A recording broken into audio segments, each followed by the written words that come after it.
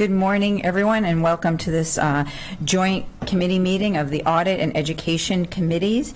Today, we are joined by our Inspector General and leadership from MCPS. The purpose of our meeting today is to continue the conversation that we started on February 8th of this year when we had a joint committee meeting to review the Office of Inspector General's report on MCPS complaint processing. This report objective was stated as follows. Through this review, we sought to assess whether MCPS has effective procedures for the receipt, assignment, investigation, referral, resolution, documentation, and retention of allegations of misconduct by its employees. The report can be found with the packet for today's session. We will discuss the updates that from the Office of Inspector General and from MCPS. As was discussed at the February 8th meeting, the Inspector General outlined a process and timeline for her office to monitor the school system's work to address the recommendations. We are now, I think it's about 120 days since that meeting, and we look forward to hearing about the updates and ask about future work to be done. So we are joined also, our guest, Council Member Lukey. We're going to open it up, have the Inspector General go through her updates, turn it over to MCPS, and then we'll turn to the committee for questions. Okay? We'll turn it over to the Office of Inspector General. Thank you. Good morning, Chair Stork. Good morning, Chair Jawando. Council members, thank you for having me here today. As previously stated, we are here to talk about the follow-up to our February presentation on findings and recommendations related to 2 OIG reports involving MCPS. Although MCPS has had a substantial impact on our office this fiscal year. Our office has continued to do a great number of engagements and work throughout county government and the school system. We have issued 14 reports this fiscal year. That included 46 recommendations throughout county government and MCPS for improvements. We have 5 open announced engagements as well as investigations at this time that we are working on. Our hotline activity has been very strong. We have received over 400 complaints this fiscal year, 175 of which were related to MCPS and the Board of Education. It's a 130% increase to the activity on the hotline at this time last year. It is about more than 6 times the number of complaints about MCPS that we had last year at this time. We've also issued our revised work plan, which details the work the office will be doing in the last 2 years, fiscal years of this term, and that gives a roadmap to the places where our work will be headed. And most importantly, perhaps, we do continue to support our staff through training opportunities, one of which we had in May, which was really fantastic. The University of Maryland came, the Bias Incident Support Services Unit gave us a presentation on anti-bias training that was specifically tailored to the Office of the Inspector General and the work and the interactions that we have with our community. One of the initiatives for FY24 that I've discussed before with the Audit Committee for sure has been implementing a formalized follow-up process. Follow-up processes need to be formalized, need to be public because it increases transparency about the work of our office. It increases the accountability for the agencies and the offices that we are doing our work in and the recommendations so that there is actual progress being made. This slide shows you what that process looks like. At about the 90-day mark, after we publish one of our audits or an investigation that may make recommendations, our reviews, we begin engaging and asking the departments, the agencies, for updates on where they stand with implementation.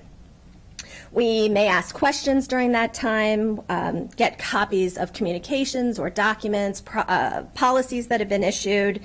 There are 4 status categories that we assign to the recommendations based on our assessment and analysis and the discussions we have with the auditee or the subject of the engagement. they are open, unresolved, that's when there's really no agreement on what the resolution should be of the finding, how to implement recommendation, or our office has deemed that what the subject department has chosen to do is inadequate. Open in progress means we've reviewed the plan, the corrective action plan that's been presented. We agree that it looks like it is responsive to the findings and issues. And then the agency, the department, will continue to work forward to implement those changes and those plans. Open resolved comes when we've received notice from the auditee that they feel that they've completed their corrective action, and that at that point is again where we may do some testing. We'll have follow-up conversations. If the answer to the corrective action was we are going to implement a new policy, we'd expect them to send us a copy of that policy, and so we have that information. And then closed is once we've determined that they have implemented their corrective action plans. We're just a little bit past 90 days with MCPS on the two engagements, the review of their handling of misconduct complaints, as well as the report we did on misconduct by senior officials. So I want to just briefly recap what those two reports were and what the recommendations look like. I was asked to talk today a little bit just briefly about our investigation of misconduct by senior MCPS officials because we did make recommendations at the close of that investigation, and MCPS has laid out a corrective action plan and does intend and is in process of addressing those two recommendations. So the predicate for that investigation were we received numerous allegations about inappropriate conduct by MCPS administrators, everything from inappropriate jokes to excessive drinking, and also to involvement by an administrator and having improper romantic or sexual relationship with a subordinate. We were unable to substantiate those findings, those allegations, but consistent with our statutory charge to identify areas to increase effectiveness and efficiency in operations at MCPS, we did publish the report, and we recommended policy changes that would require disclosure of previous romantic or sexual relationships within the supervisory chain, as well as require cooperation and truthfulness during an investigation. Both of those recommendations are currently open and in progress. And MCPS leadership is in the process of implementing their corrective actions. I'm going to let Dr. Johnson go through those in a minute. The second report is our larger review of the complaint handling process, how MCPS handles complaints of misconduct by employees. Much of that review, if you'll recall, focused on the Department of Compliance and Investigation. DCI is probably what we're going to hear over and over now. That review resulted in 5 findings in 2 general areas. The first 2 findings dealt with the complaint processing, which was where we found that there was no protocol for how processes were in place or how complaints were handled when they came in. And without those types of processes, you can end up with contradictions, you can have inequities, and it can also sow a great deal of distrust in the community. We also found DCI did not follow a defined criteria to decide what is done with complaints. And if you don't have that in place, you're less likely to have proper documentation, have a consistent process. You could miss steps in the process. Perhaps you don't send something to the Title IX coordinator that should have gone to the Title IX coordinator. You want to be sure that your staff is trained and experienced and has data. The other 3 findings really dealt with once DCI opened an investigation, and we identified issues with how they addressed alleged activity. We wanted to be sure that there are assurances the investigation was completed with care and with diligence and thoroughly documented, and that the conclusions made were supported and the decisions for what would happen after an investigation were consistent. So our findings were that there was no policy governing how investigations were documented or performed, that case files were not organized and did not exhibit evidence of sound investigative practices. And lastly, our last finding was that previously identified deficiencies for MCPS had not been addressed. That review includes 5 recommendations for improvement, and MCPS has agreed with all of those recommendations. They have provided our office with timely updates. We currently hold all 5 of those recommendations as open in progress. So again, we know where they're headed. It looks like that's going to be good and work. Follow-up process really does take a lot of twists and turns. So I think it's important for everyone to understand that as well. Sometimes what you expect to do may change. Plans can change. Resources may not be there that you need to do what you first thought, so you have to go back to the drawing board. It's really important that there is an open dialogue between our office and MCPS as we move forward. There are lessons learned and adjustments that have to happen. That's why every 90 days we get something in writing. But between those 90 days, we really do engage with MCPS, and we have engaged regularly with MCPS on the implementation. We're going to continue to do that. I do want to thank Dr. Johnson in particular for his partnership in ensuring that we are getting the information that we need. Dr. Felder has been very committed to this process as well. And so I think it's best for Dr. Johnson to walk you through what actual steps they have chosen and what they are trying to work forward and implement at this point, and then I'm happy to take any of your questions, of course. Great. Thank you very much, Ms. Lamarzi. Dr. Felder, did you want to start before Dr. Johnson? I do. Awesome. Thank you so much. So good morning, Committee Chair Stewart and Jawando and council members. Thank you for this opportunity to update you concerning corrective actions being implemented by Montgomery County Public Schools as a result of the investigations by Montgomery County Inspector General Lamarzi and in response to her recommendations.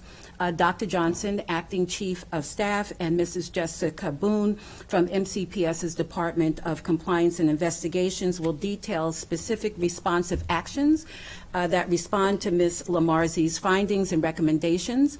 I want to reiterate our commitment to seeing that this work be done professionally, that is done thoroughly and completely. Our students and our staff deserve nothing less. MCPS schools and offices must be safe environments. They must be free from bullying, intimidation, harassment, and sexual harassment. If incidents of these do occur, our processes must ensure that they are handled quickly, professionally, and in a way that is supportive of victims. While, as noted by Ms. Lamarzi, there's still work in progress today, you will hear about progress being made in areas of protocol, data management, communications, and more. We are committed to keeping you, the council, and the public informed and updated on these advancements.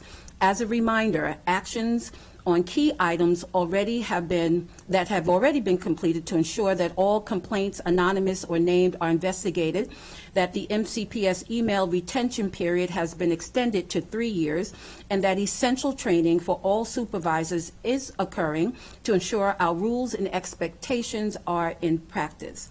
It is also true that we have communicated repeatedly to staff where to find and how to utilize the multiple ways to report incidents.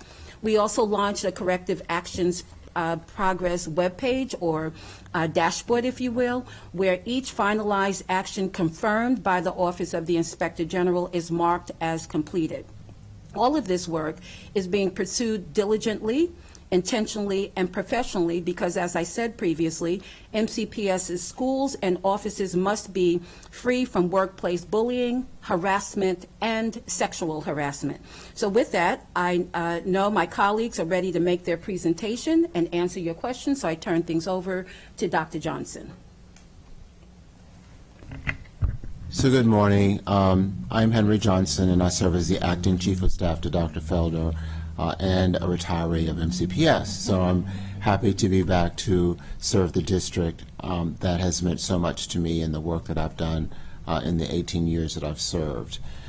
This morning's presentation is going to give you an update on the work that we've been doing since February 8th to ensure that we have processes and protocols in place to be able to mitigate the concerns of the Office of the Inspector General and her staff, and be able to address the recommendations and the findings from this point on.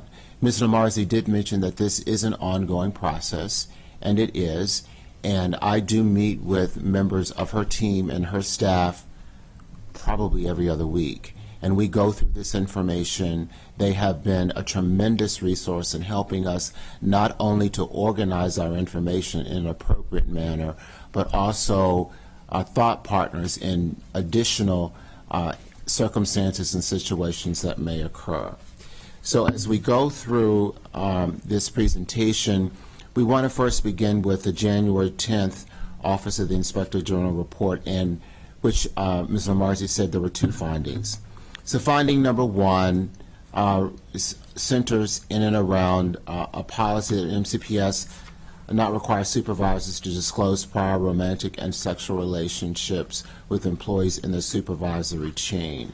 So in order to be able to meet the needs of all of our employees, and in order to bring this to the forefront, we are going to include language that addresses any information related to disclosure of these relationships in our 24-25 Employee Code of Conduct. And as you know, our staff members, the majority of them are out for the summer.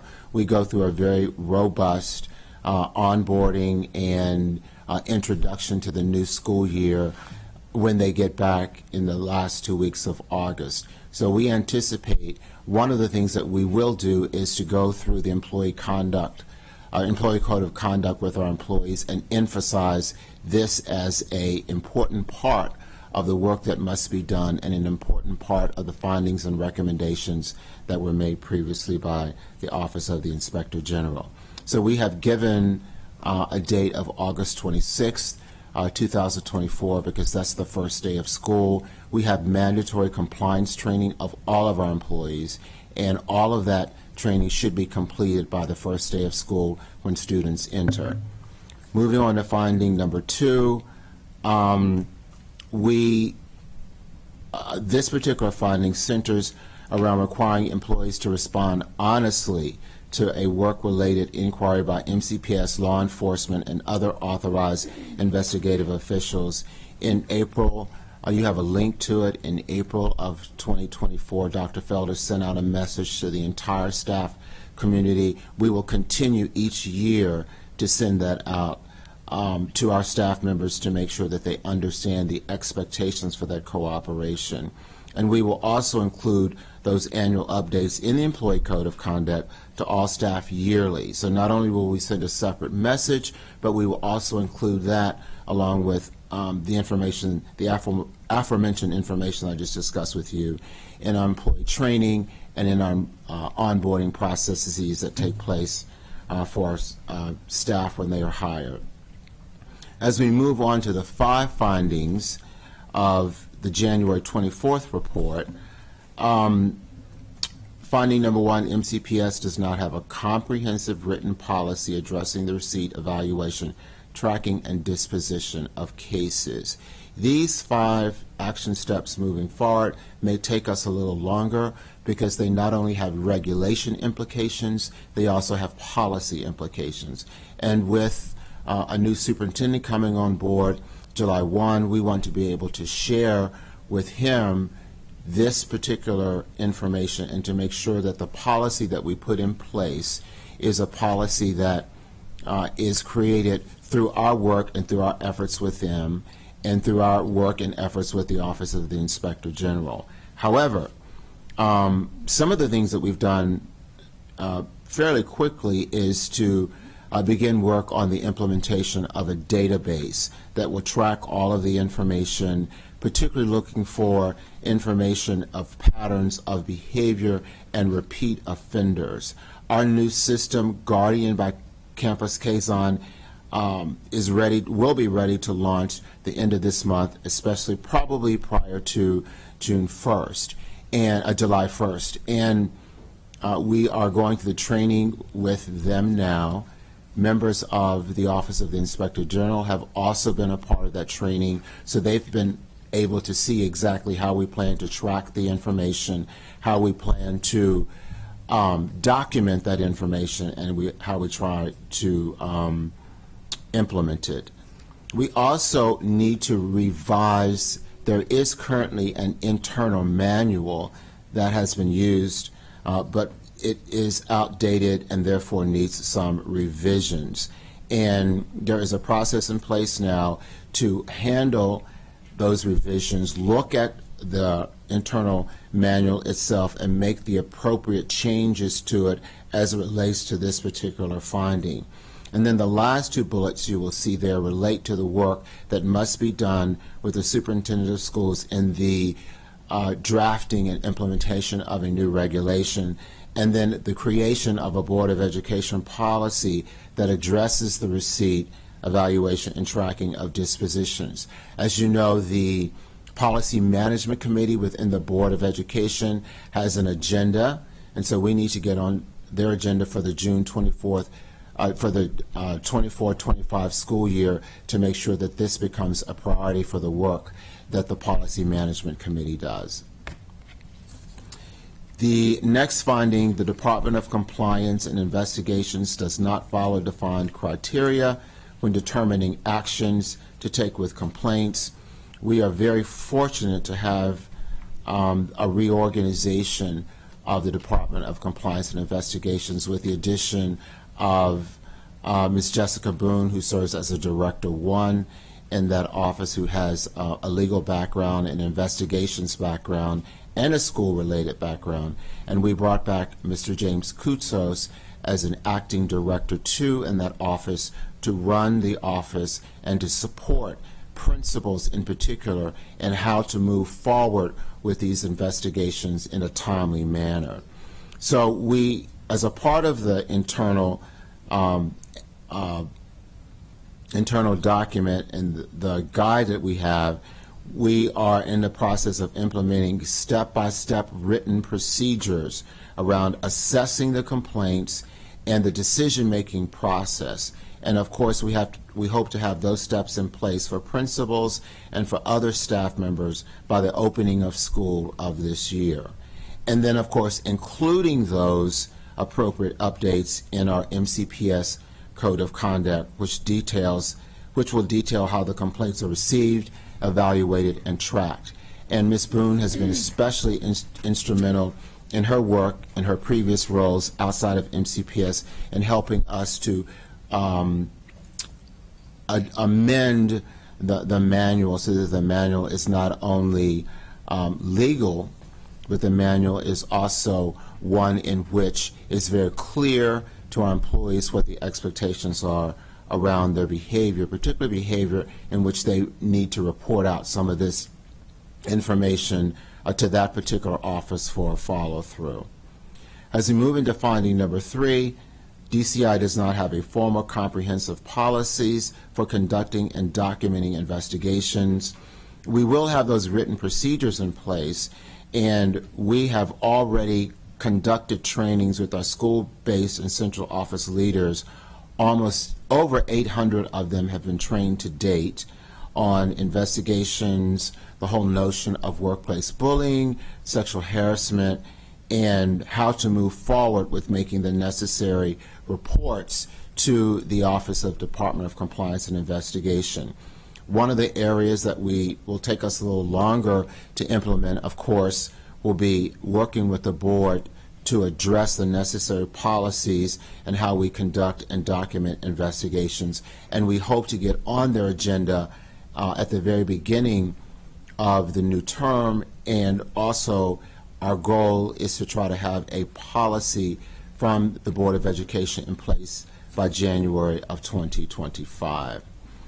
And then finding number 4, looking at the electronic case files and the fact that they did not have evidence that DCI was consistently following sound investigative practices.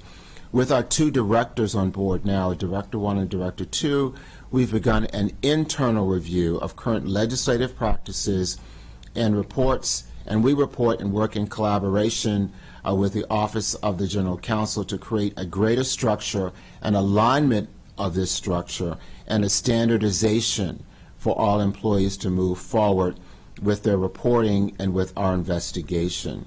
We also feel like we need to benchmark some of our work against our neighboring districts and districts perhaps across the country.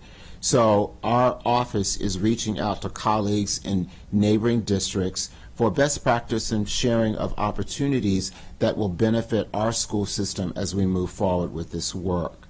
And then, again, we will work with our new superintendent of schools to draft and implement an MCPS regulation around the training, investigation, and procedures and process for all of our Department of Compliance and Investigation staff. And then finally, finding number 5, looking at previously identified deficiencies regarding the management operations of that office and the fact that they have not been done previously and properly and appropriately. We have some staff changes that have been made, that have taken place this spring and moving into the FY25 year with the additional staff members to manage the caseloads, because that was a deficient area for us. We've added Director 1 position in Acting Director 1 position and Ms. Boone, and we're getting ready to advertise that position for the 24-25 school year as of July 1. And we're looking specifically for someone with legal and investigative background and experience to coordinate and manage the caseloads and to provide an oversight of the department. And then we want to review and revise the process associated with workplace bullying, harassment, and discrimination through external training that has been prioritized. I met with the staff after the February 8th meeting, and I asked them specifically, and this is before Ms. Boone or Mr. Koutsos came on board, what is it that we need to do to give you the tools that you need in order to move these investigations forward, to move them forward with fidelity and move them forward quickly, and they said training. However, they mentioned to me that we probably need to wait until we have the office really in sync together before we have the training and be able to train everyone. So we have slated a September date to do that training with an external organization that specializes in this field in order to provide us with the information that our staff need in order to do their work. However, I think it's important for us to note that there has been some progress made, so we just wanted to share some of our data with you to date. April 29th is an important date for us because Ms. Boone and Mr. Koutsos came into the office on that date, and since that particular time they have worked with and closed 32 ADA cases. 22 cases around workplace bullying and harassment has been screened, completed, and closed. There have been some administrative leave terminations as a result of their work and their investigation. There have been some assignments and some reprimands, 5 cases in that area, and there have been 16 cases that were unsubstantiated and the employees were returned to work. Just so you get an idea of the work that's being done in that office, they receive anywhere. Dr. Johnson, I don't want to interrupt you, but I think the numbers are a little different on the screen. I think, so it could be that the numbers Dr. Johnson is referring to are perhaps more up to date than the ones Yes, I just okay. if people are watching from home, right. I just, I didn't want to confuse anyone. The timeliness of the work I appreciate the timeliness of it. I just wanted to note that so that, and I appreciate the updated numbers. Sure. Thank you very much. Thank you.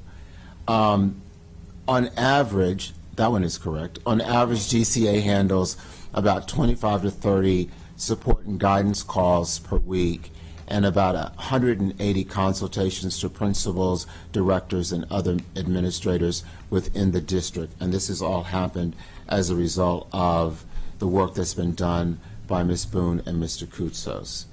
So with that update, with the exception of the data that is incorrect, and we will make sure that you get the appropriate information. I'll get it to Ms. McGuire.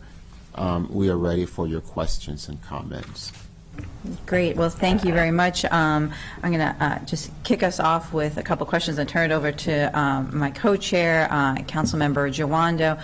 And first, I just want to say thank you. I understand there's a great deal of work happening in the communication between Dr. Felder, Dr. Johnson, and our Inspector General's office is very good to see.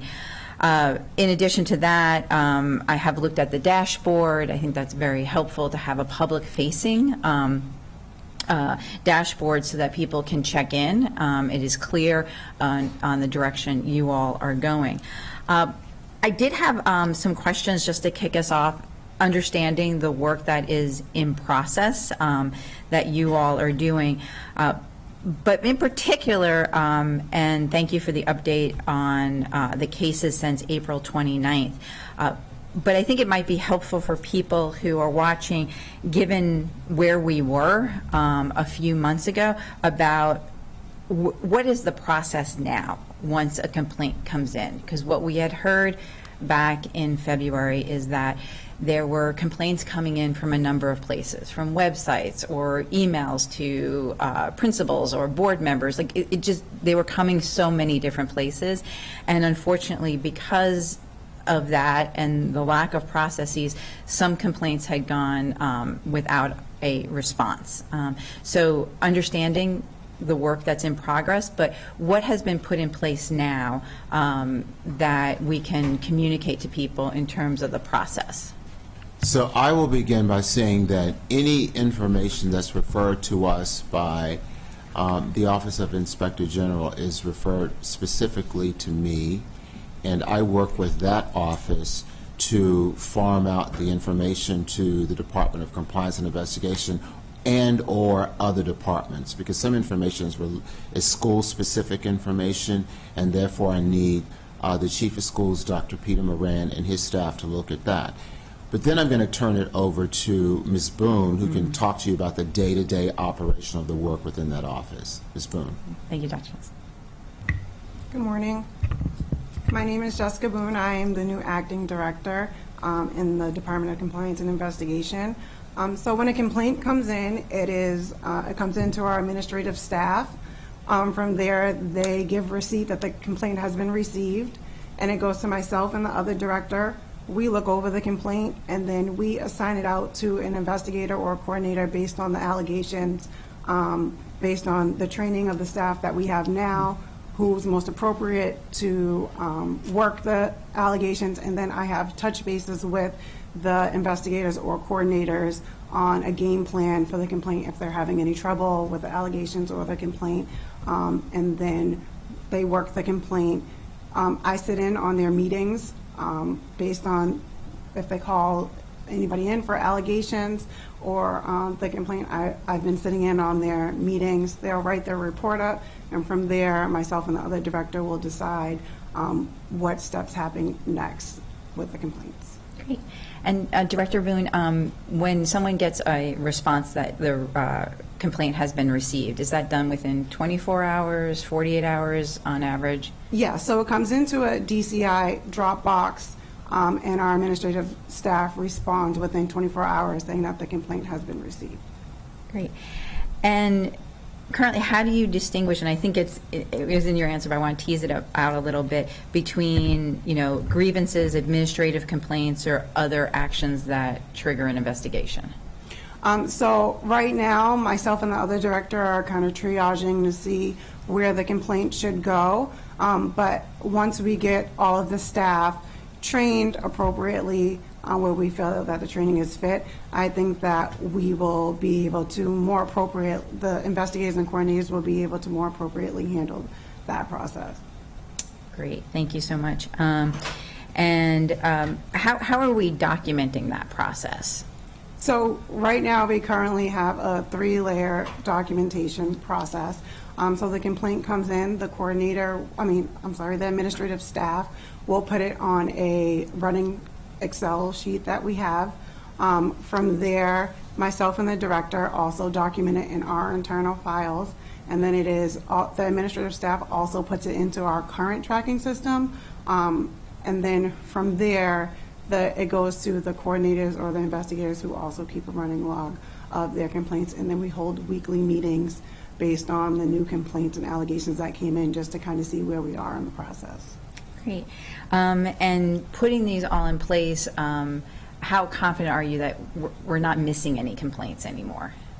I feel like I'm confident that we aren't missing any complaints, because it goes through so many different channels. It goes from the administrative staff to the directors, and then the investigators and coordinators as well. And we have weekly touch points on all of the new complaints and allegations that have come in on a weekly basis. Terrific, thank you. I had another question regarding the community of practice and that work group, because I think that was working on some of the policies. But when you go to the website, it says their last meeting, or the agenda that's up there, was for January. And it may not have been updated, but I was just curious, where are we with the community of practice? So one of the things that, there was a lot of community of practice work that was done prior to the arrival of both Dr. Felder and I. And while we have taken some of those recommendations into consideration, we feel that we need to do more vetting of that information, and probably reintroduce that information when the new superintendent comes on board. Our job primarily was to fix the issue at hand, and not necessarily bog the team down with more recommendations, which may or may not be a part of the work that we want to do moving forward.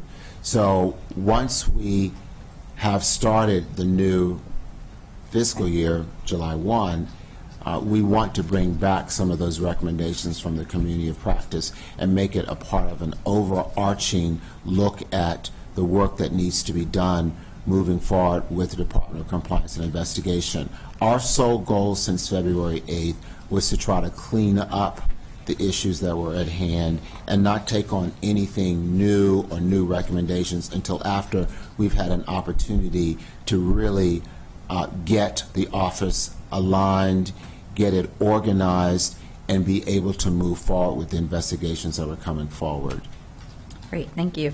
It may be helpful, because the dashboard is such a huge resource and people are going to that, to clarify the language there on the status of that. Great. Before I turn it over to my co-chair, I just had a couple of questions regarding some of the staffing changes at MCPS in the last week or so, since at our February 8th meeting, we talked about the processes for upgrades for appointments, and one was that the director of OHRD, the COO, and the deputy student superintendent all signed attestations confirming the policies governing appointments had been followed. Given there's been given there's been some changes, just wanting to make sure, like, as we're going through this transition, new superintendent coming in, what are the checks and balances that are in place? So I can speak to that. With each appointment that is appointed by the board, there is an attestation process in which members from the Office of Human Resources and Development go through and check all of the various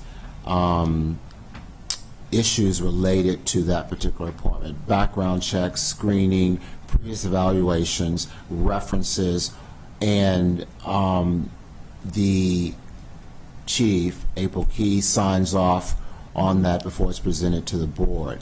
And the way it works now is, for example, we have a board meeting on Tuesday, and so all of the appointments that we want to make on Tuesday were brought to the board at the previous meeting in June. The board then has 2 weeks to review all of the information around all of the candidates and ask any questions of us, and they have an opportunity to review that information before we move forward with the official appointment of that person on the 25th. So it gives us an opportunity to really take more than just one meeting to really look at each of the appointments. It gives us more time to have board members in particular review the appointments, ask questions about those appointments, and then feel confident in their decision to vote in favor of, or in some cases abstain, maybe in some cases against, the recommendations that are coming before them at a public board meeting. Great. Thank you. And my last question for the moment is, again, regarding the position in the office of the COO, because I think we discussed in February that the COO's office would be providing an additional layer of review for complaints submitted through Lighthouse and the Maryland Safe Schools. And just curious, do we have that extra layer of review now? That extra layer is coming through my office. Okay. Thank you, Dr. Johnson. I appreciate that and all the information. I'll turn it over to my co-chair now, Councilmember Jawando. Thank you. Good morning, and thank you for all the updates. I just want to reiterate my appreciation to Ms. Lamarzi and her team, and to the Superintendent Felder, Interim Superintendent, and Acting Chief of Staff, and the current DCI team for all of the work that's been done since February.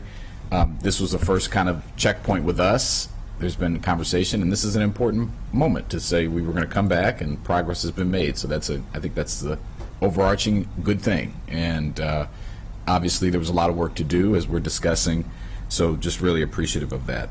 I'm going to follow up on some of these questions and ask a couple of new ones. So it's very clear, and the tracker makes this clear, the dashboard, that many of these policies and documents that are not going to be ready until the new school year, and that you've articulated why, which is totally reasonable. You've got a new superintendent announced last week. You want to, we obviously have, want to have input there. So, but today, you went through, Ms. Boone, how you're processing complaints, but what is the documented process, right? If you're someone who makes a complaint, where can you go? It could be the current process, but where can you go to say, well, this is what is happening right now, today, until new things are in place? Where is that documented, or is it? Hello. So we are currently in the process of working to change that to make that update in the Employee Code of Conduct.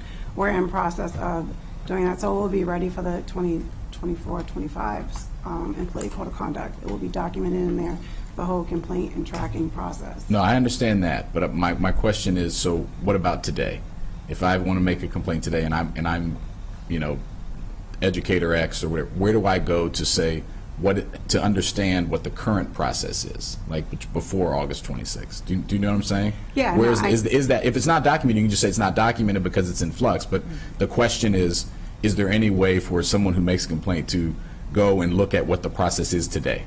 So right now, no, that is not documented. We are in the process of getting that up to current with the Employee Code of Conduct.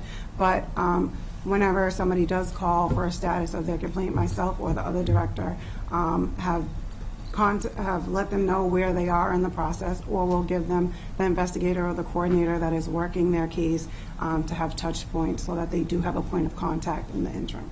Right. So we're not leaving. And I appreciate that. That's important. In the midst of flux, you're talking to people and answering their questions, moving them along. I don't know. It's June 20th. We're a couple months away from that. I don't know if there's anything more, even just like a quick. Here's even just saying that, like in absence of a process, we're going to work with you. Just putting that somewhere. We're 25,000 employees, right? And in the summer, people think, well, this happened to me, I might want to complain. You heard about Ms. Lamarzi's complaints going up.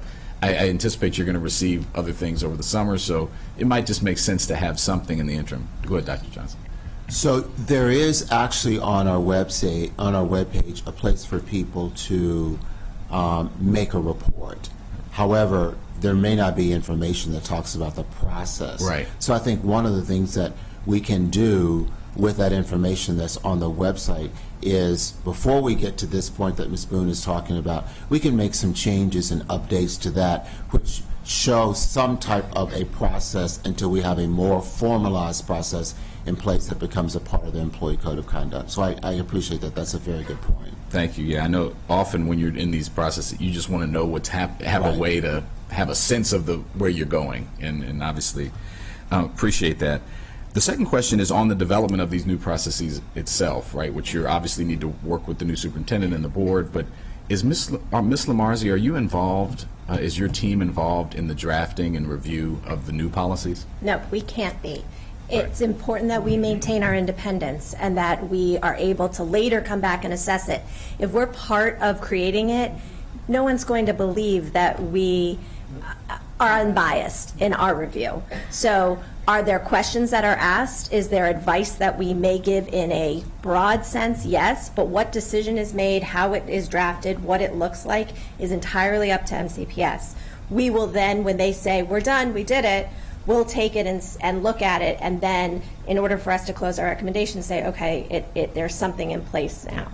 But we cannot be a part of that. I asked that intentionally. Appreciate you answering that. We get that question a lot. Well, why aren't you just writing? Why aren't you just telling them what to do or doing it exactly? It's not appropriate, and you will be looking at on the back end and are getting updates on the progress, but not commenting on the substance during.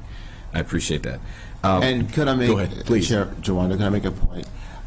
Even though I do meet with them on a regular basis, they have been very careful, as Ms. Lamarzi said, in telling me what they can and what they cannot do.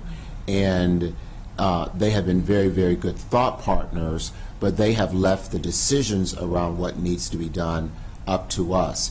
Or if they send a particular complaint that's coming out of their office to me, they will say, can you look into this and just provide us an update on what has been done? So although we work in collaboration with them, we also work independently in making some of the decisions that need to be made about the complaints that come forward to us. I appreciate that. Thank you for that clarification. You actually answered one of my follow-ups, which would be, how do you handle if a complaint comes into the OIG office and when they reach out to you, so you explain that process. I appreciate that. The training that was mentioned. So you said you've trained 800 administrators, I think, something like that so far. Obviously, we're also working on getting better training, right? And so the trainings that are happening, where are we relying on? What training is that based on? What undergirds it? Is it new? Is it the old training? What type of training are folks receiving right now? School-based folks who are going to be on the front lines of the complaints.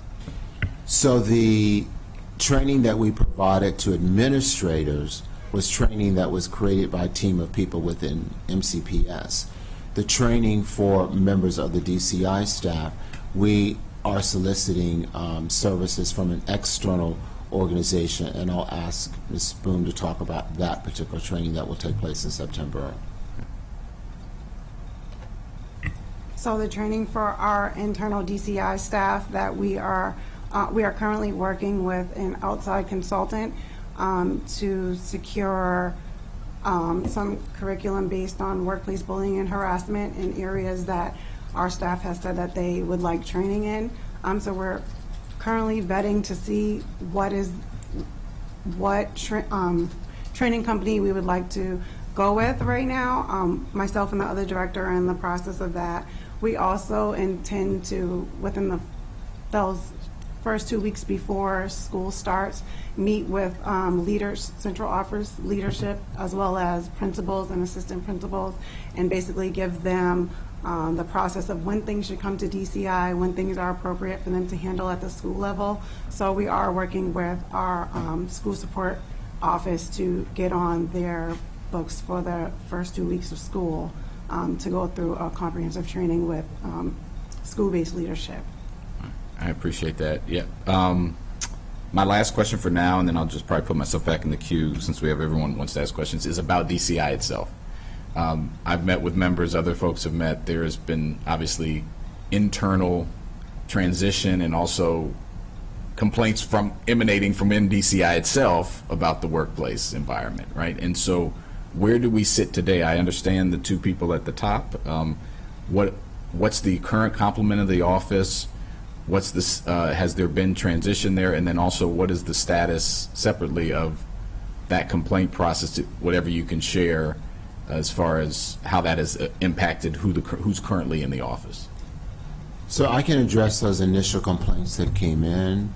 I have met with the staff members who made the initial complaints, and we talked about ways to mitigate their concerns and ways to make the necessary changes that would make them feel comfortable that their complaint has been addressed. I've had 2 follow-ups with them. I plan to have a 3rd follow-up with them later on this month just to see how things are going as a result of Ms. Boone and Mr. Koutsos coming in. And so I'll get a better idea. When I met with them the second time, they said, oh yes, we feel a lot more comfortable and things are better. But it's always good to do touch points with people along the way. So I'll be doing that touch point with them during the month of July just to see if everything is okay, and if not, what can we do to improve the process. But I do believe, and I'm going to ask Ms. Boone to speak with this, I do believe there is a strong sense of relief, and there's a strong sense of camaraderie within the office since their arrival in April to move the work forward and move the work forward in a way that addresses any of those previous concerns that were made so that the staff can work together as a collegial team in order to get this work done. But I'll let Ms. Boone talk about what they've been doing with the staff to mitigate some of the current concerns that were previously brought to your attention and to our attention as well. Appreciate that. Ms. Boone? Speaking to the culture in the office, I believe that we're moving towards a great culture in the office. One of the challenges that we're trying to work around now is getting us all in one place. We're a little spread out, which kind of makes it a little hard. But we're working with MCPS staff and facility management to get into one space. But since I've come on, when I first began, it was definitely a divide in the office, but I think that we have worked towards closing that gap. I think if you were to speak to anybody in the office, they would say that it's a great culture. We've had workplace lunches, just kind of trying to get to know each other on a different basis outside of work, not speaking about work or cases. And I see a much more collaborative approach since myself and the other director have come in. And I do think that we are heading in the right direction as far as the culture and environment in the DCI office. I appreciate that. It's always risky when you say the word lunch close to lunchtime. So now my mind is thinking, just to be 100% clear, so no one has left. The same folks that were there before are there, except obviously at the top. Is that correct? From when I started on the 29th, nobody has left. Okay. And are there any open positions? Could you talk about because part of this has been a capacity issue, right? So what positions are currently open in DCI where they're unfilled? So right now I believe we're fully staffed. I don't believe there's any advertised open positions in the DCI office. I'm comfortable and confident in the resources that we have in the DC office now. I'm not sure if you can speak to the future of positions. Yeah, I can say that Ms. Boone's position is an acting position, and so therefore after July 1 we will be advertising and interviewing for that position. And then we hired Mr. Koutsos as an acting director too, and asked him to stay throughout the entire year. He's a former MCPS employee. I'm sure all of you know Mr. Koutsos. He's a former MCPS employee, and he has been there to pretty much run the office and direct the office. But other than that, we have made some hires between the last time that we were here in February and now with additional investigators and additional coordinators to do that work. But we have to wait until we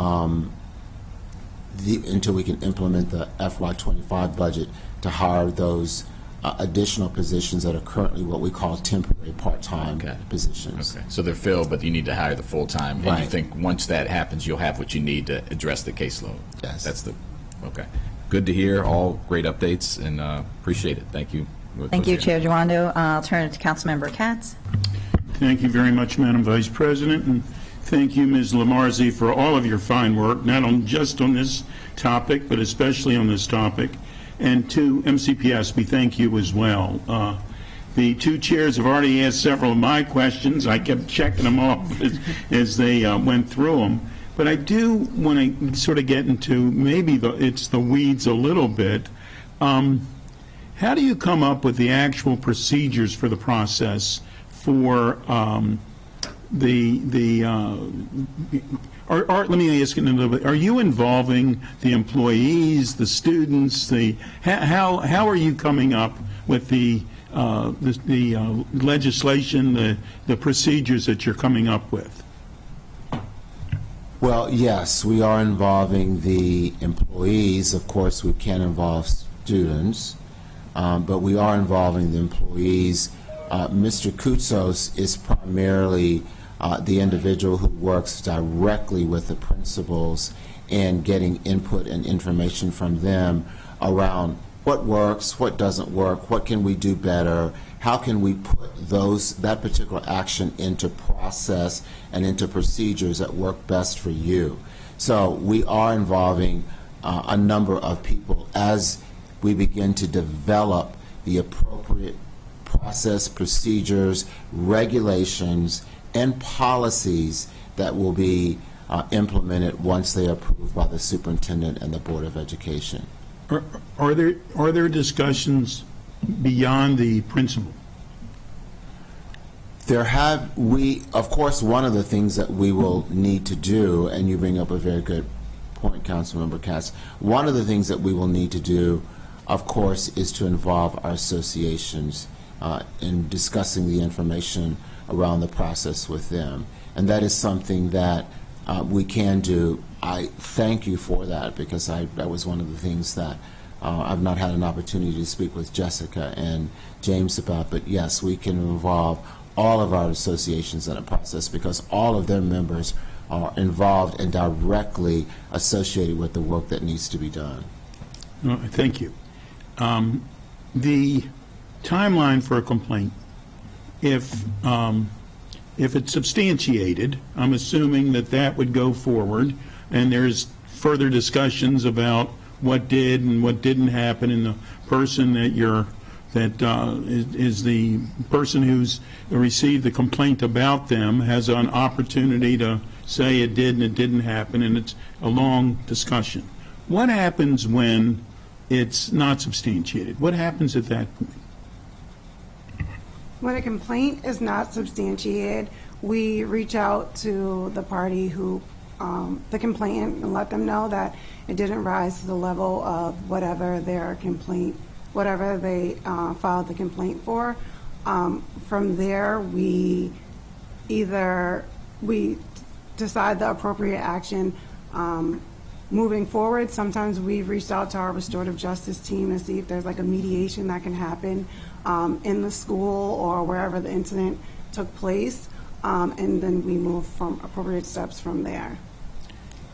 And do you tell the person who made the complaint why it wasn't substantiated? I mean, yes. Are they given that information? Yes. So our coordinators and investigators do reach out to the complainant and let them know. We also follow up with a closeout letter explaining that their complaint did not reach the standard or level of whatever they were alleging. So after we do have those phone calls or in person, we're moving more towards the in-person piece. But now, of course, over the summer, a lot of people are on vacation. So we give that opportunity to do it virtually or over the phone. And then after that touch point with them, we do send them a closeout letter reiterating what we discussed in our conference. So it's in writing as well? Yes. And how many investigators do you have? Right now, we have 6 investigators. And when someone, how are they trained? How are the investigators trained?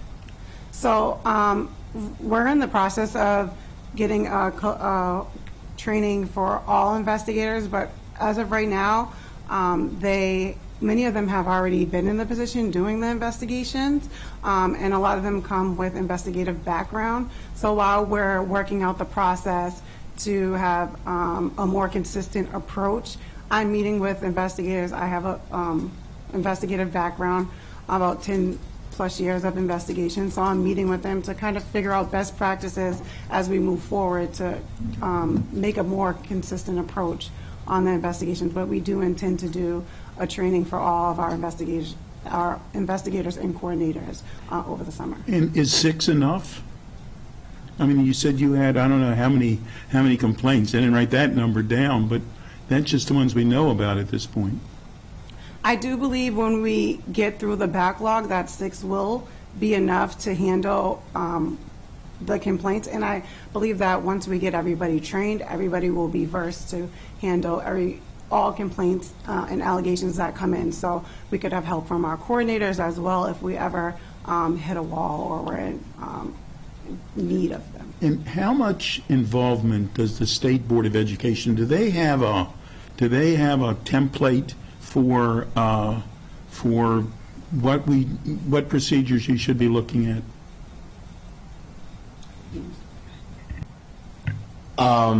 No, they don't have a template, and one of the reasons that they don't have a template is because it's possible that a case could come before the State Board. And so if a case goes before the State Board, they don't want to be prejudiced or biased based upon information that they know in advance or based upon any information related to any policies or COMAR regulations that they have.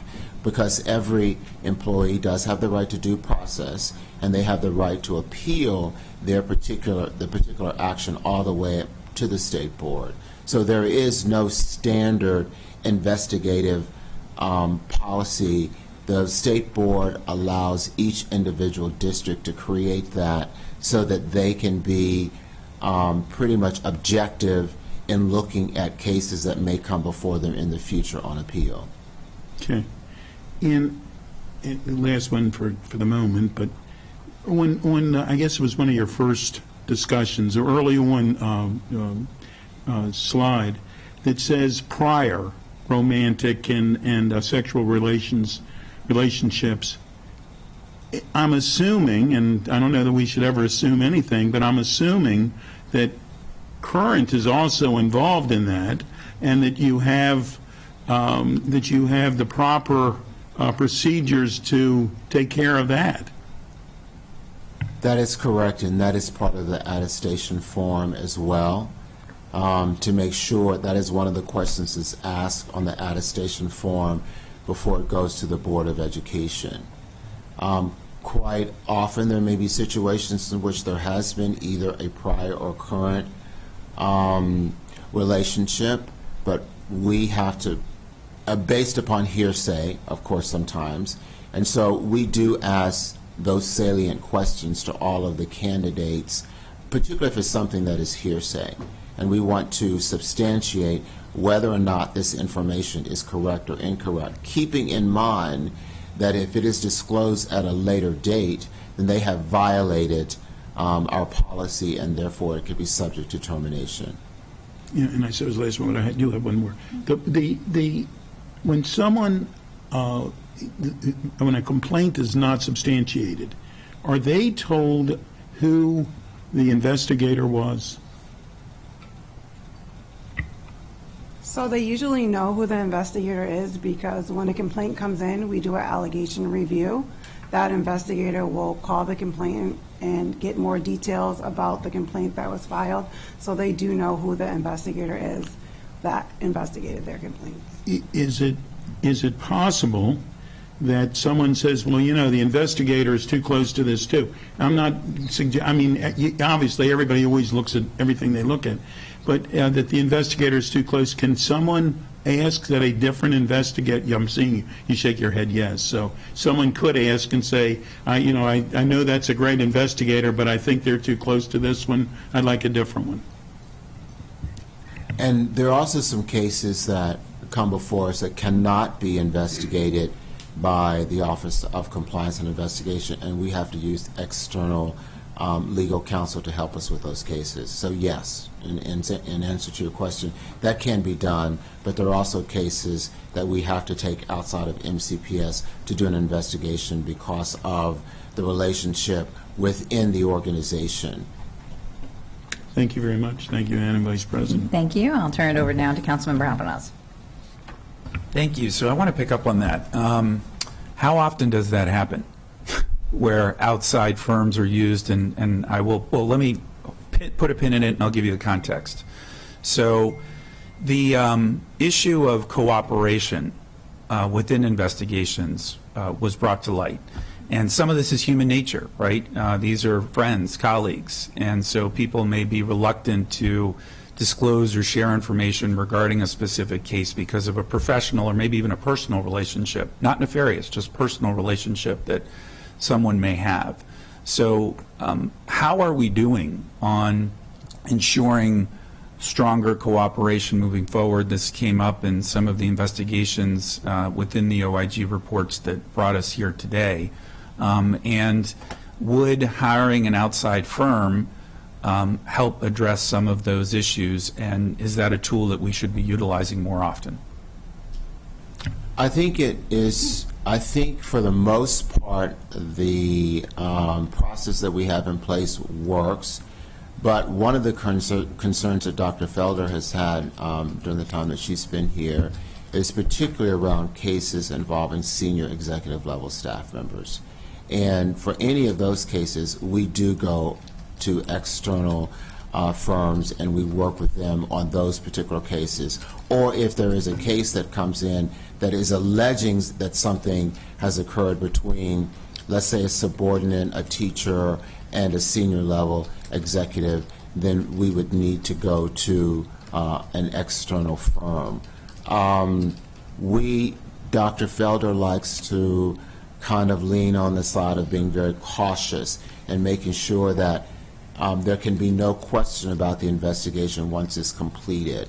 There have been approximately 3 to 4 cases during the time that we've been here in which we had to employ outside agencies to deal with those. But most of those cases are related to allegations that have been made about executive level staff who have the supervisory experience for not only the office that they work with, but some of the offices that work under them as well. Ms. Lamarzi? Mr. Alvarez, if I can just publicly say, and I've said this to leadership many times, we would hope that folks will come to us. Yep.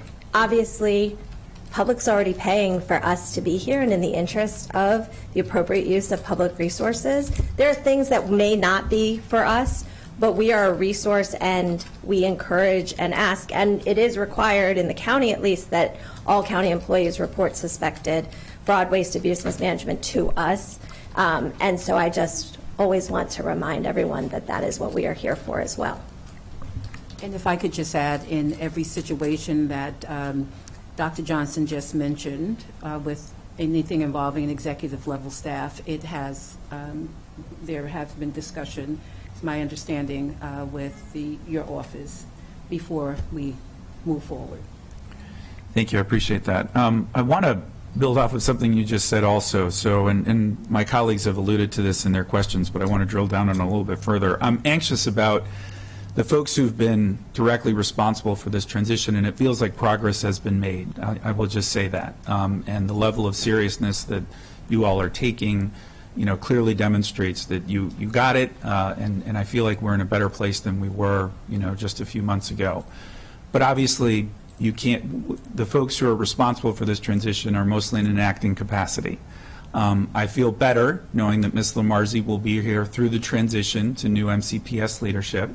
But you mentioned just now that Dr. Felder's approach, which I concur with, and I would hope is continued forward in the transition to the next group of administrative leaders that are going to be taking over at MCPS.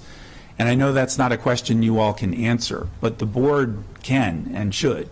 And so I know they're not here today, but as a follow-up, I would request of both chairs that we make sure that our colleagues from the Board of Education are present, because they ultimately will be the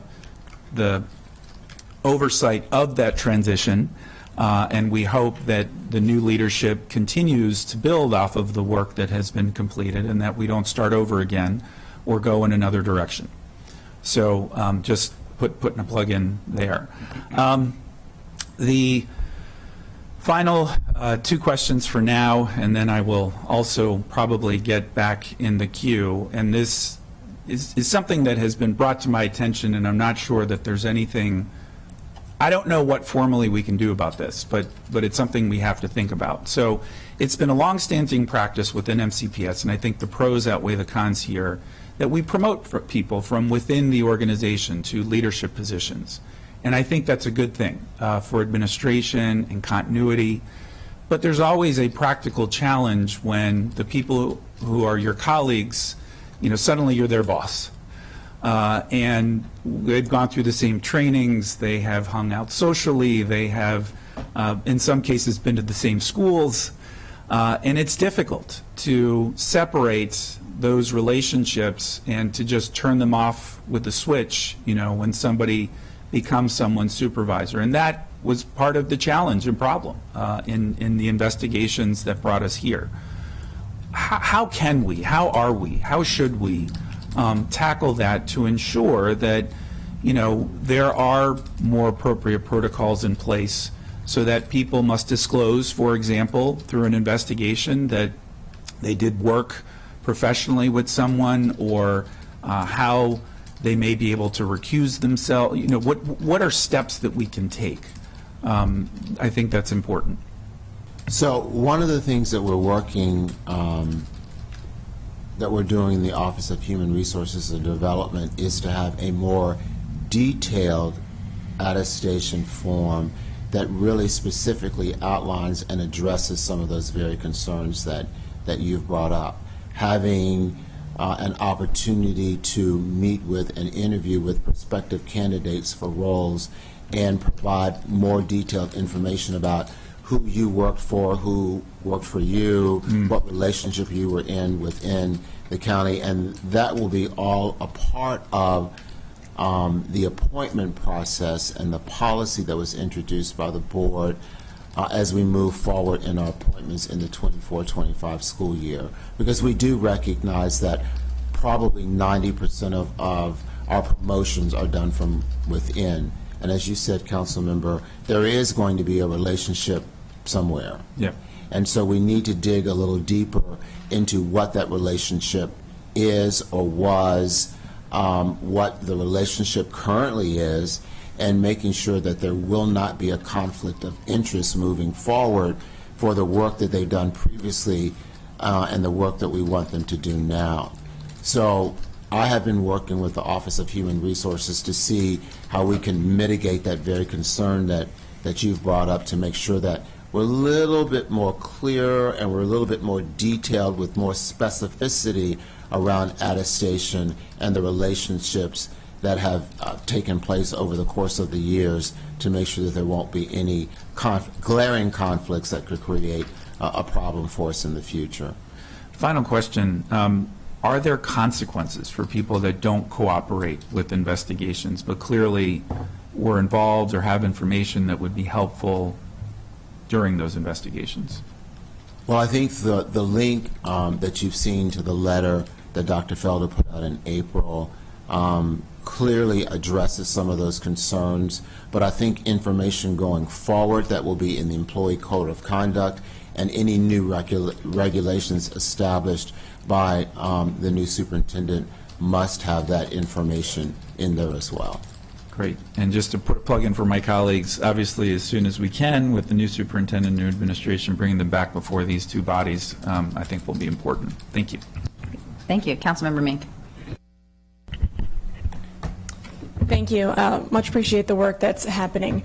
A couple of the recommendations, numbers 1 and 3, recommend that the Board of Ed draft and implement a policy, and then MCPS then issue regulations accordingly. And it seems like that's not the process that's happening, and certainly acknowledging, as has been said here, is that as things get underway, things can certainly change, but I wanted to understand if you could talk us through the decision to deviate from that recommendation and the process that you're using instead.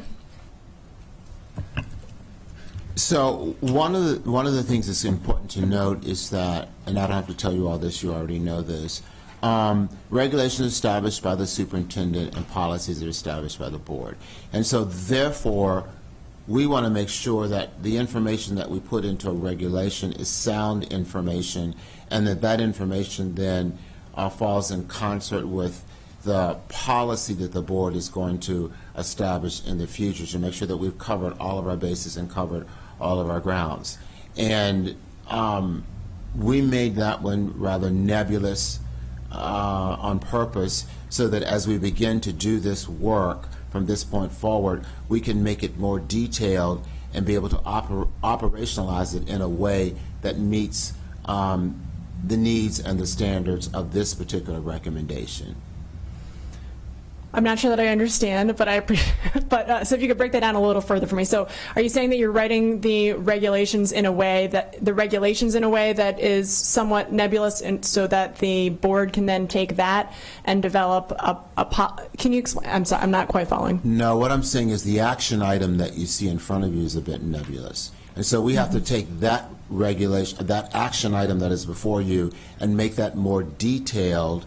And then we take that more detailed regulation of the superintendent in assisting the board in creating a policy that is more specific and more aligned with the regulation and more aligned with the finding and the recommendation. Because one of the things, as Ms. Lamarzi has said, that, and we want to work very carefully to make sure that this happens, is that we cannot get signed off and we cannot move forward on any of these findings or recommendations until we have an okay from them.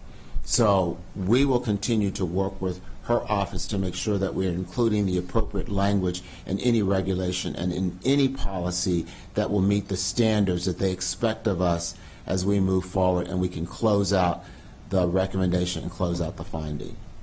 Okay, thank you. I appreciate that. I think it's and asking because, as we've seen through this process, it's important to the board, to us, to the public, to make sure that the board is very much involved in decision making, and that there's a great deal of transparency there, and that helps to aid the transparency between MCPS and the public. There's a lot of balls being juggled here, and so an understanding of how that works, how that is working, is important. So. And I think it should also be noted in the policy creation development by the Board of Education, it still has to go out to the public for 30 days for comment. Mm-hmm. So any comments that come back, the Policy Management Committee and the board will take those particular comments into consideration as they finalize the policy around this particular situation. Thank you. This one. Anonymous complaints. That was a big concern, has been a big concern. I know that's something that you all are working on. Could you talk a bit about how that is working currently? So anonymous complaints come in through our lighthouse, and they're not treated any differently than any other complaints. They're fully investigated. We work with the administrators on the lighthouse end to communicate with the anonymous employees. We communicate through a PIN code, and some of them come forward and cooperate, some of them don't, but we work the complaints just as any other complaint. Great, and I can see that on the reporting form. Wanted to give you an opportunity to amplify that. Obviously, the more venues that we have to make it clear to all of the employees out there that there is a way for them to engage and to remain anonymous throughout that engagement, or to not continue that engagement and know that their complaint is still going to be taken seriously. It's going to be really important for restoring that trust and continuing to increase the transparency and the progress there. How many, okay, well, so hearing that 6 investigators is anticipated to be enough to handle the workload once the backlog is cleared. I want to just understand that a little better. So what is the backlog now? How long do you think it'll take that backlog to be cleared? Would be interested to know how much of that, if any, are anonymous complaints, if you happen to have that offhand. And then with that backlog still in play, what is currently the timeline for both responding and closing a case versus what you expect it to be, want it to be, once that backlog is cleared? So we anticipate to get through the backlog this summer, now that it has kind of slowed down, now that students and staff are not in the schools. So we set up a committee within the office where we meet weekly, go over the backlog of complaints, and we're working with our coordinators and investigators to close those out, communicate with the complainants, and work to clear that backlog. I'm sorry, your question was kind of Sorry, there were a lot of compact, parts. So yeah, what is the backlog and how long will it take to be cleared? You think it's going to be cleared this summer? With that backlog, and given that the staffing that you have, you're seeing as a good fit for the workload once the backlog is cleared, which means you wish you had more, I would assume, than for dealing with this current backlog. So what is the current timeline that people are experiencing now? So it's really a case-by-case basis. It depends on what the allegation or the complaint is. Some of them are a little bit more complex than others. As I previously stated, with our workplace bullying harassment, some of them are just consist of doing an allegation review and speaking to the complainant and figuring out if it does reach that standard. So some of them are closed out once we start on the backlog. Some of them are closed out within a week. Some of them take 2 or 3 weeks, depending on scheduling times to meet with them, to meet with the complainant, and if we feel that we have to meet with the alleged wrongdoer. It's just, so a timeline on each of them, it's really a case-by-case basis at this point. Could you help us understand the difference between timeline, understanding that it's nebulous because every case is going to be different, but just helping to frame the difference between the experience that folks might be having now, given the backlog, versus the experience that they'll have once that backlog is cleared and the staffing is more of a fit? So I think with the backlog now, there was a lot of transition in the office, so some of the complaints had been started, some documents had already been sent in that are not in the file, so it's like re-requesting documents and evidence on things like that. I think that moving forward, we'll have with the new case tracking system, everything will be in one place, so it will be easier to maneuver through the complaints and find the documentation and quicker turnaround time moving forward. Thank you. Is there, and apologies if this was already answered, is there a way now, or is there going to be a way to show kind of a breakdown of what tends to happen with the complaints that go in, like how many turn into an ADA request versus, you know what I mean, the kind of the different outcomes, so that we can see a trend for things that go in and they emerge and it looks like X, Y, or Z? Yeah, so right now we're keeping a running spreadsheet, but with the new tracking system that we intend to launch on Monday, the 1st of July, it has a report tracking and case management part that we'll be able to run reports and report that data out live. Thank you. In real time. And it is our intent, once that goes live, to include that information on our website, the website that we have. Great, thank you. Great. I'm going to turn to Councilmember Lukey before the committee has their second round. Sure. Thank you so much. Thank you for allowing me to hang with you all today. And thank you, Dr. Felder and Dr. Johnson. I know we've had the opportunity to speak several times since you came in, and I do appreciate your willingness to tackle the great many things head on, and that's not an easy job to do, so I appreciate the work that you've done thus far. I have several questions, but they might be in various places because they're follow-ups to things that colleagues have already asked. And so my first is for Ms. Lamarzi. With respect to the documentation that they provide to you to demonstrate that they have met one of the objectives of your findings, at that time, do you review it and provide feedback of any kind, or is it simply that it has been received? In order for us to close out a recommendation, we will review it. We may not test everything, but we'll review it and determine if it does seem to address what is part of the recommendation. Really, what was the finding? Does it address more the finding issue? Because sometimes you may have something that doesn't actually get to what the heart of the matter was. Okay. And then we'll close it. And just to let everyone know, obviously we are required by statute to report out on the status of our recommendations in our annual report, which is in September, but we will, as part of our new follow-up process, have a mid-year report on just the status of corrective actions. So that'll be in March. Okay. So ours comes out in different waves because it is just this moving target, really. Right. Okay. And I appreciate you, I think you referenced in one of your earlier responses the need for the ongoing dialogue and some flexibility, because things are evolving, and a lot of times when you're making systemic changes, you may make a change and then you need to clarify the change or refine that change as you move along, as it's going forward. And I know, I think it was you, Dr. Johnson, who mentioned that the training, or it might have been you, Ms. Boone, I'm not sure, training will be happening, but hasn't happened yet because you're still waiting to get additional personnel on board before that takes place. Is that right? Well, well, both. We're waiting Okay. to get some additional personnel, but more importantly, that's a part of the FY25 budget. And so we're waiting until after July 1 to be able to do that, conduct that training, because that wasn't a part of the FY24 budget. It's a part of the FY25 budget.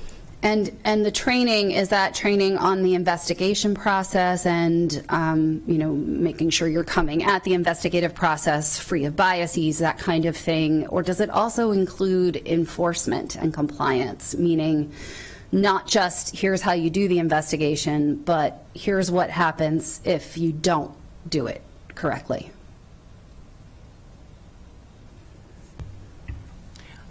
So the training is going to encompass the investigation process. I think myself and my counterpart, Mr. Koutsos, right now we're seeing what the training needs are. Most of our investigators, they can investigate. They know the process. They know what should be done. So I think it's identifying the training needs that we need within the office. Okay, but, so there's a difference between I've told you all how to do this job and I've told you what's required in the investigation and actually doing it. And so my question is, what's going to happen within Human Resources, which has ultimate oversight over DCI, to make sure that there's fidelity to what they're being trained on and to these new policies that are coming into effect? So I think those all are going to have to work in concert together, and they're going to have to work as part of the regulation that comes from the superintendent, as well as the policy that comes from the board. So I think what Ms. Boone, the first step for us is to make sure that everyone is trained and understands how to conduct investigations, how to do the necessary reporting and so forth within that process. But then as far as what's going to happen to an employee and how we handle that, that would be a part of the regulation that comes from the superintendent and ultimately the policy that comes from the board. Right. And then what will be done, or will there be an explicit policy? Because that, you just answered the question with respect to if there's a concern about an employee. If what happens when there's a concern within HR itself, how's that going to be addressed? Can you be more specific? Right. So when you all came on board, there was a backlog of stuff within, and I know you all prioritized trying to get through the backlog as soon as possible. And you noted in one of the slides the different types of things. You could have administrative leave, an employee can put on administrative leave, terminations, reprimands, reassignments, or that it's found to be unsubstantiated. But there may have been some folks who were on administrative leave, and I don't know if there's a policy about how long you get to be on administrative leave before there's a date certain by which things get wrapped up.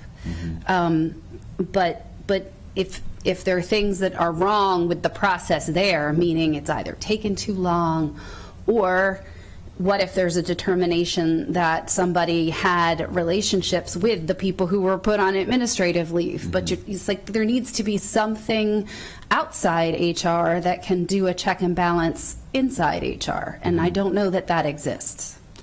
No, currently I don't think it does, but it has to be a part of the new regulation and policy of the board. It needs to be included because that is something that is absent right now. And as Ms. Boone and Mr. Koutsos are working around that, it seems that everything is pretty insular within the Department of Compliance and Investigation, and Right. we need to make it more broadly a part of the institution as a whole. And of course, the institution as a whole must include input from the superintendent as well as input from the Board of Education, which means that those instances that you're talking about, that work that you're talking about, needs to be a part of the regulation and needs to be a part of the policy. Right, and somewhere in there, and I can't remember whether it was Councilmember Make or Councilmember Alvarez who touched upon this, but there has to be a recusal process. Both an expectation of and a mechanism for, because again, I don't know that that's been present, but that's something that's certainly needed. And you know, and I appreciate the discussion about the different layers, you know, to make sure that you're not missing complaints. But even if we look back at the school systems report that Jackson Lewis did, there were layers of people in different roles who knew things, didn't do anything about it. So the layers itself can't be alone the solution. There has to also be, what do we do if you're the one who's obstructing the work, right? Because at the end of the day, unless and until the policies and procedures and the regulations effectively deal with that and make that a non-starter, there's always that potential. And so that's where, you know, that's where my concern rests and where, you know, where my interest lies in terms of helping to make sure that the school system's rebuilding that. And, you know, I know you all have talked about the onboarding for the whole school system at the beginning of the school year, this next school year, and I'm very grateful for that. And, you know, having disciplinary matrices, whether it's for students or whether it's for employees, are important. And they only work to the extent that they are enforced and they are objectively applied across the board, regardless of who knows who in the employee context, and regardless of who the kid is, right, or who their family might be, because that should be irrelevant, right? There should be a standard thing because you are articulating the requirements and then the students and the staff are receiving them. It's the slippery slope where things are not, where there's no fidelity to that then once that starts, you know, as the school year goes on, as the work year goes on, the train goes off the tracks. And it's very hard to put that train back on the tracks again. So, you know, that's something that I'm looking for in whatever comes up. And Ms. Boone, you mentioned Lighthouse to Councilmember Mink's point about anonymous complaints, but Safe Schools Maryland still is available, correct? Yes, it is. Okay, and are you processing the Safe Schools Maryland tip line anonymous reports the same way as you are those that are coming in from Lighthouse? Yes, I apologize that I didn't mention that. Okay. And I think you said, somebody said, my handwriting's not the best, that when complaints come in, if they're received, presumably non-anonymous ones, so ones where you can actually acknowledge receipt, that's done within 24 hours. Is that correct? Yes. Okay, and when did that go into effect? Since I've been there since April 29th, Okay. We've made a conscious effort to make sure that everything that comes to the drop box is addressed first thing in the morning. If it came in overnight or if it came in by the end of the day, we always make sure that we let complainants know that we are in receipt of their complaint. Then it goes on to our tracking spreadsheet. Myself and the other director look it over and we assign it out from there. So what happens if someone fails to acknowledge it within 24 hours? We haven't come across that yet, but we do have 3 administrative staff. So between the 3 of them, I don't anticipate us missing a complaint or failing to a receipt of the complaint. Okay. I also, myself and the other director also have access to the Dropbox, so we also check it every night to make sure that it's been cleared for the day. So if that was something that should come up, right? If somebody does and they don't get a notification back that it's been received and they're not sure, has it gone into the black hole? Is anybody reading this? They could reach out to you and inquire because you have access to that? Yes. Okay. Sorry, I wrote on the side of the page, I wrote,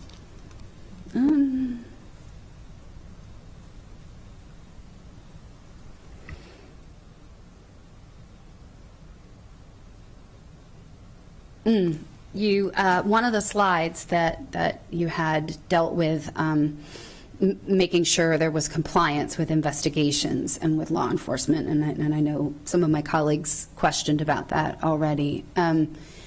Have you engaged in any review of prior conduct where that was not the case, or where there's been information provided to you that folks have not always done that, in order to address that with employees who have been involved in that type of behavior?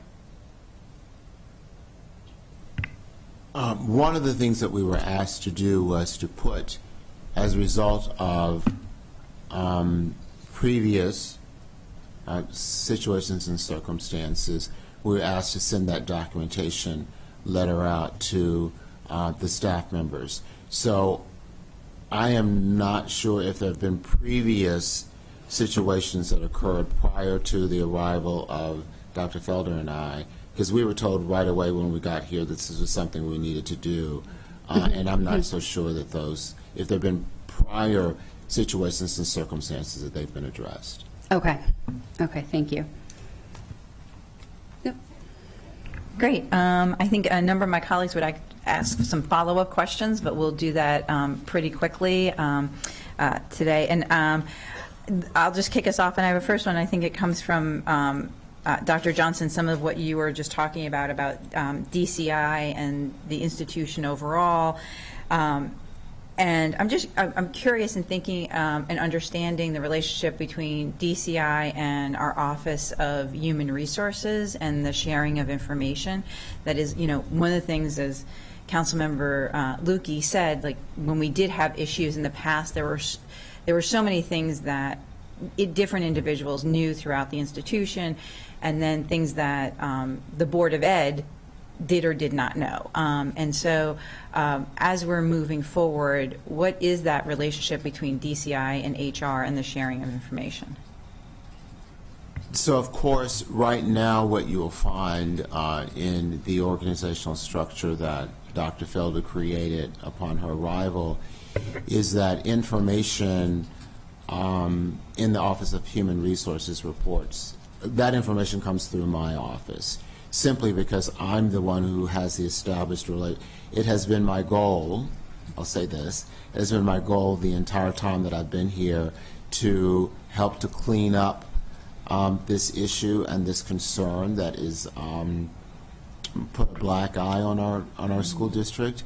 And so because I've established a relationship with Ms. Lamarzi and her team, I've been working specifically with the Office of Human Resources and Development to move the work forward in the reorganization of the Department of Compliance and Investigations. And of course, it'll be up to the new superintendent to determine which direction he wants to go moving forward. But so far, it has worked well because I have biweekly meetings with her office, and we look at situations, circumstances, incidents. I seek their approval all the time, and so I'm the conduit between that incident or that situation and then, of course, the Board of Education, because I work directly with their chief of staff as well.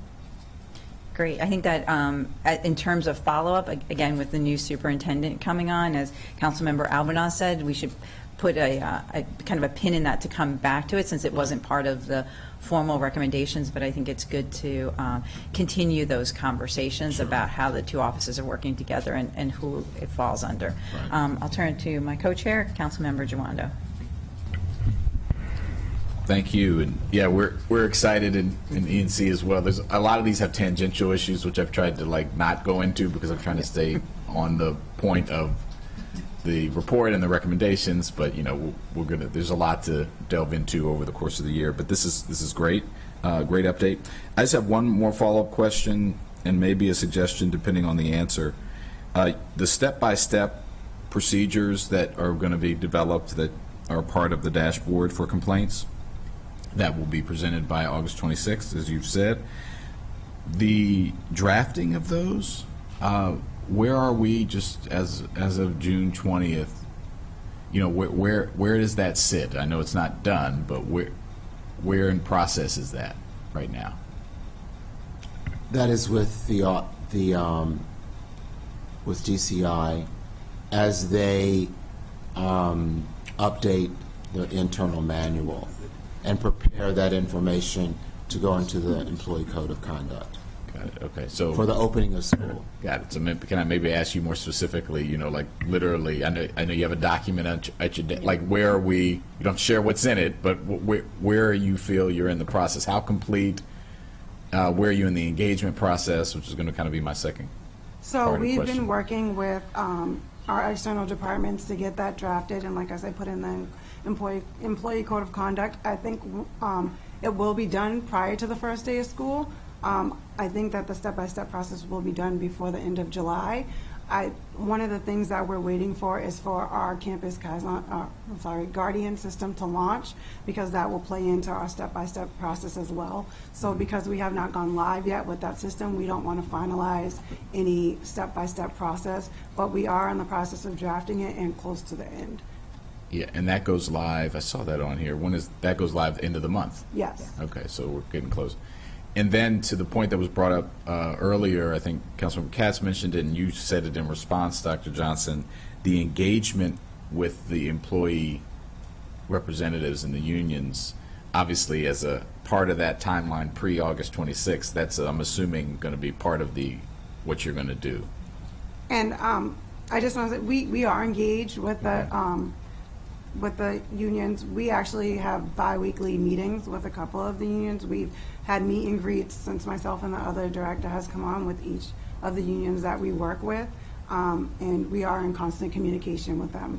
Yeah, and I just mean, just to put a real fine point on it, I mean specifically in regards to what you're developing.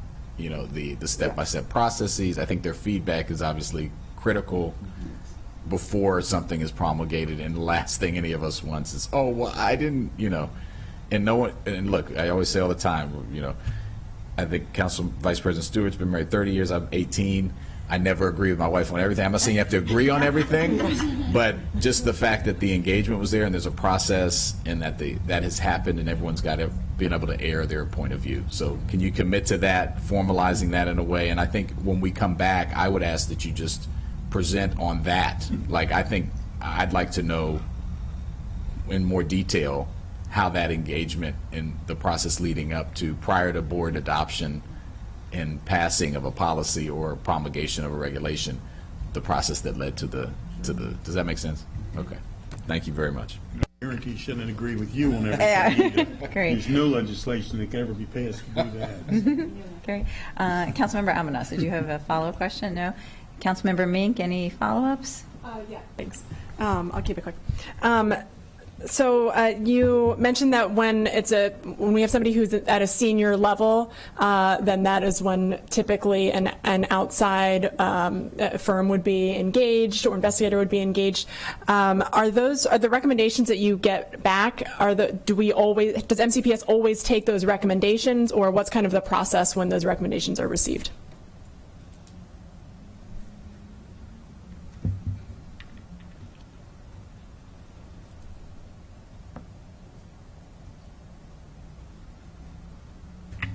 So with regards to the outside external, yes, so their recommendations are certainly taken into consideration, and we follow through on the recommendations of the outside investigator. But as I said, before we go to that space, there's consultation with Ms. Lamarzi's office to determine if that's the direction we need to go. So yes, we do follow up with those recommendations. I'm sorry, can you explain exactly what you're consulting with Ms. Lamarzi about? Is that in regards to the specific recommendations that you're getting, or whether or not to engage an outside consultant? Or Ms. Lamarzi, if you want to speak to clarify also, I see you. We only will receive a complaint that perhaps the school system has received, and it'll be forwarded to us for review. Sometimes a lot of things are management issues, and we will say, have you done X? We recommend you do it in-house. This could be addressed this way, or this isn't within our frame of work. And then they may do things and get more information and come back to us and say, no, this is what we found out, this is really what it is, and we may or may not take it then. It just really depends. So it's case-by-case basis. Thank you. And Dr. Felder, were you wanting to add on to that? No. Okay. Okay, thanks. So yeah, just want to understand, and maybe this will be part of the policies and regulations and so on that come out, but just an understanding of where exactly the discretion lies, which, well, I would assume entirely, in-house is where the discretion is. So how is that discretion used when those recommendations come back, and what level of transparency is there around what was implemented and what wasn't implemented and so on? Does that make sense? Thank you. Councilmember Lukey. Yep, just one more quick follow-up question. So I know you have the different categories of disposition from an investigation. What is the process, or is it not clear, but could be made clearer, for where the complaints that are being generated are found to be retaliatory in nature, or can retaliatory be used as a disposition? That's an interesting one, because I'm dealing with several of those right now, as a matter of fact, and and I've been in consultation with Ms. Lamarzi's office and her staff on how best to deal with that one. But that one is a hard one, to be honest with you. Or a case in which you clearly know that who the individual is, although it's anonymous, based upon circumstances and situations that have occurred previous to the allegation being made. And that's a really interesting one, and how we best deal with that. So we have to take it seriously. It has to be investigated, but we have to determine whether or not the allegation is in fact true and or correct, or if it just involves one specific person or several specific people, and no one else within the office or no one else within the department. Right, and I guess that's part of my point. These are complex behaviors. It's not all that different from, again, with students, you can have the bully and the victim, and then the other is the bully victim, the one who was bullied, who was the victim, who then turns around and starts engaging in that conduct, either towards subordinates or back in a retaliatory fashion. It's a known phenomenon. I didn't make up those terms, but it's no different for adults, and it applies to adults as well. And so, again, I think there needs to be some mechanisms built into the policies that you're developing that make it clear that that will be addressed. We want to make sure that people report misconduct, but we also don't want people to use the tools for abusive purposes, and there's a balance. So thank you.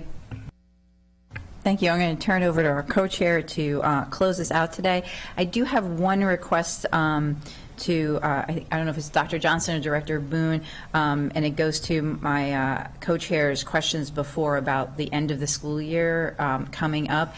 And if possible, if we could kind of, because we are in the summer, get an update maybe by August 12th, if there is any danger of missing a date or just a progress report, I think would be helpful for us as before the school year starts.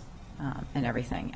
But I do want to say thank you very much to everyone, Ms. Lamarzi, Dr. Felder, Dr. Johnson, Director Boone, for all of your work. And Dr. Felder, I'm sure we will be seeing you around, but I think in this capacity, this may be the last time you're before us, and I just want to extend my thanks to you for stepping into this role at this time in MCPS and helping to lead the organization at this time. So thank you very much, and I'm sure our paths will continue to cross. Well, thank you. It's been a blessing of a lifetime.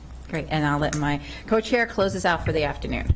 Appreciate it. Thank you. Reiterate that. I know you're not leaving this moment, but we really, it's been a joy to work with you, and good to have Dr. Johnson back. I know you're going to stay on for a little while as well, and just really appreciate it. And just again, reiterate thanks to Ms. Lamarzi and to MCPS and to our council staff for everyone working together. This is progress. I'm obviously things are in progress.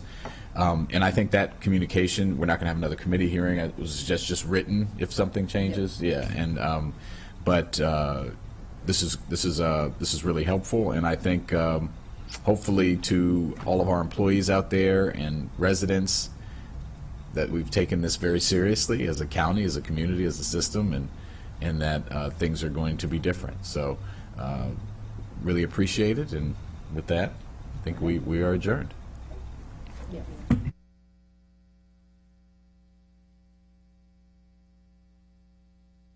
Yes. So the AAA administers the title programs through the Older American Act of 1965. So that act was designed